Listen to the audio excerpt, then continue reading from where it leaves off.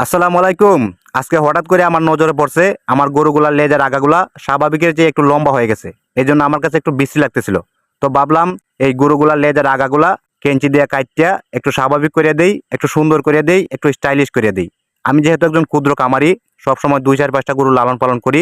এইজন্য আমি গরুগুলাকে ঠিকমতো খাওয়ানোর পাশাপাশি, ঠিকমতো গোসল করানোর পাশাপাশি একটু সময় নিয়ে বোঝার চেষ্টা করি, দেখার চেষ্টা করি গরুগুলার শরীরে অস্বাভাবিক কোনো লক্ষণ দেখা যায় কিনা।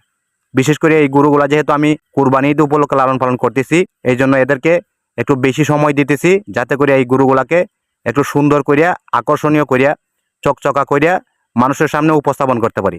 কারণ কুরবানি ঈদ উপলক্ষে যেই গরুগুলা দেখতে একটু আকর্ষণীয়, ওই গরুগুলা স্বাভাবিকের চেয়ে ৫ থেকে ১০ হাজার টাকা বেশি দিয়ে বিক্রি করা যায়। তো আমার কামারের সবথেকে সুন্দর এবং আকর্ষণীয় গরু হলো এই লাল গরুটা।